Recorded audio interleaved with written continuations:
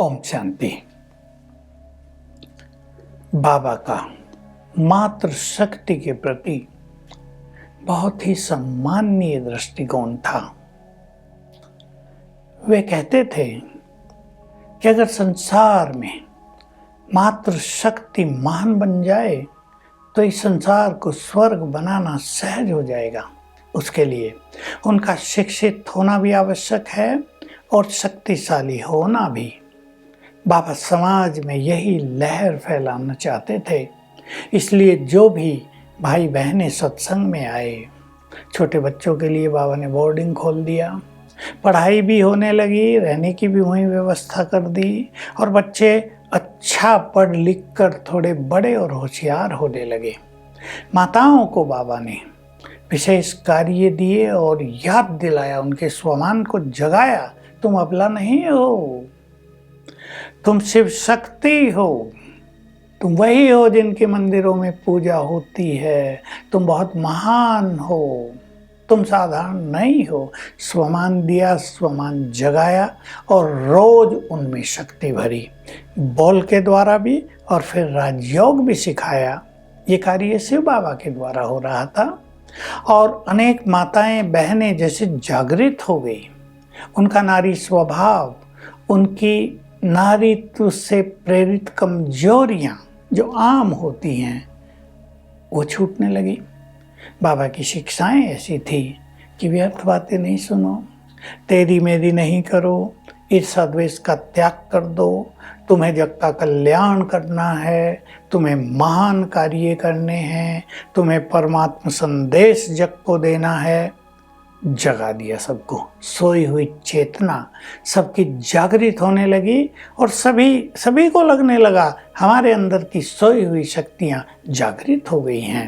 ये बहुत बड़ा कार्य बाबा ने प्रारंभ किया और ये कार्य आगे बढ़ने लगा। मैंने कहा था 14 वर्ष वहीं पर रहकर बाबा ने सबको गहन तपस्या कराई। एक परिवर्तन और हुआ था क्योंकि कार्य बढ़ने लगा तो बाबा अपनी सारी ऑर्गेनाइजेशन को हैदराबाद से कराची ले आए, जहां उनके मकान थे और सुविधाएं बहुत अच्छी थी। कराची से ये कार्य बहुत आगे बढ़ा और अनेक वर्ष, लगभग 12 वर्ष बाबा कराची में ही रहे। सागर के किनारे सबको ले जाते थे और सभी अलग अलग जगह बैठकर गहन साधना किया करते थे। लोग देखते थे क्योंकि सागर के किनारे तो घूमने फिरने वाले लोग आते ही हैं, तो सब लोग देखते थे कि ये कौन है जो इन सभी को ऐसी साधना सिखा रहा है, तपस्या सिखा रहा है। उसका आकर्षण बहुत ही सुंदर होता था। बाबा बहुत बड़े त्यागी थे। उनके त्याग की एक बात मैं कहूँ आज, अपने लिए कुछ भी नहीं चाहिए, सब दूसरों के लिए, सब कुछ विश्व कल्याण के लिए। इसलिए प्रैक्टिकल स्वरूप देखा बाबा का कि जब से अपना संपूर्ण धन संपत्ति परमात्मा अर्पण की, ट्रस्ट बना दिया, उसके बाद जीवन भर उन्होंने पैसे को हाथ नहीं लगाया। एक हंसी की बात सुना देता हूँ, उनके त्याग की बात। बहनें थी, अब वो बड़ी हो गई थी, बाबा को हंसाती बहलाती थी भी, थोड़ी मजाक भी कर लिया करती थी। बाबा के पास 1 पैसे का सिक्का लाई बहनें। उस समय वे सिक्के तांबे के होते थे और काफ़ी बड़ा सा होता था। अब समझ ले घेरा 1.5 इंच का और बीच में से आधा इंच कटा हुआ। तो बहनें बाबा को दिखाने लगे, बताओ बाबा ये क्या है। अब बाबा ने तो बहुत समय से कुछ देखा नहीं था और हो सकता है वो कॉइन्स तभी निर्माण किए गए हों कुछ समय पहले ही।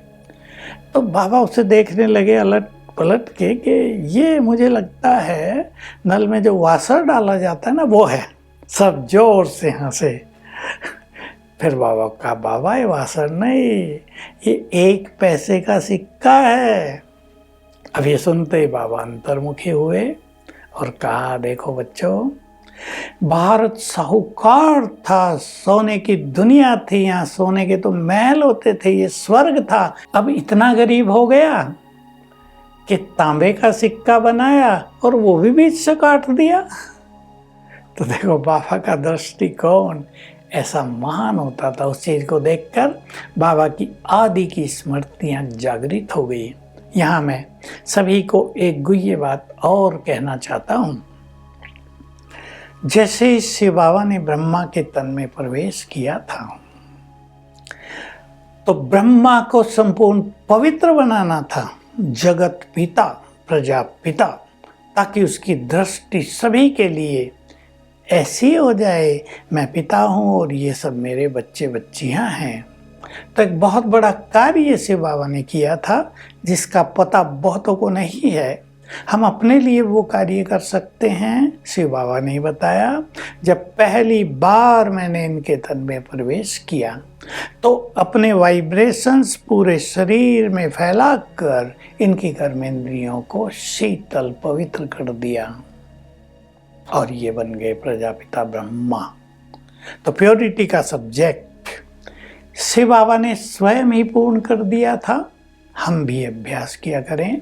मैं आत्मा यहाँ परम पवित्र, मुझसे निकली हुई पवित्र किरणें पूरे शरीर में फैल रही हैं, अंग अंग को शीतल और पवित्र कर रही हैं। तो ये स्थिति हमारी योग साधना के लिए हमारे लिए वरदान बन जाएंगी।